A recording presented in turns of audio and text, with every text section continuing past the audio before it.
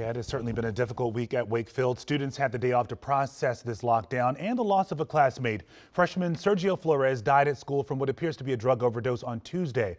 Our cameras were there this afternoon as parents and students marched at Wakefield.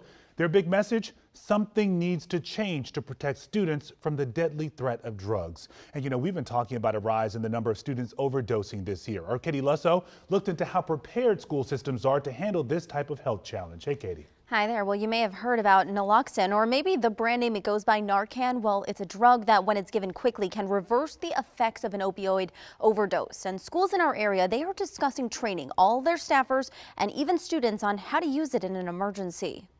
Schools have EpiPens, active shooter drills. Somehow this sometimes gets a little overlooked. Ginny runs the Chris Atwood Foundation and says naloxone is something everyone should be trained to use. A lot of parents are looking at what happened at Wakefield and they're probably thinking, oh my God, what if this happens to me? Getting equipped with Narcan is such a practical and empowering way to respond to this tragic event. Right now, that's not the case, especially in schools. Late Friday afternoon, we reached out to several school districts across Northern Virginia, asking how many staff members are trained, how accessible is it in schools, and do or will students receive the training? Here's what they told us. Arlington County said they currently have more than 200 of their staff trained, and the drug is available in clinics and offices, and they're working with the county to discuss other options like training students. Fairfax County told us every school health office has Narcan. Prince William County told us all nurses and school resource officers have Narcan and that their security staff is also trained on how to use it. And Alexandria City told us about 100 teachers and school staffers have been trained.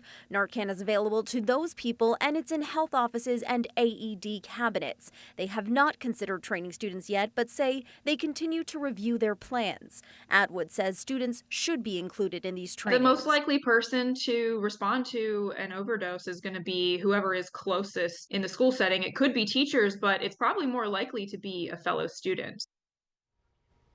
Pretty scary stuff, and getting Naxalon is actually a pretty simple process and it's free. You can do the training online or in person. I actually watched a training video at my desk earlier. It took less than 10 minutes to learn what you need to know, but if you'd rather learn in person, there's a free training class next week in Arlington. We're going to put more information on our website, WUSA9.com. Lorenzo? It doesn't hurt to have this training. You could save a life. Katie, thank you.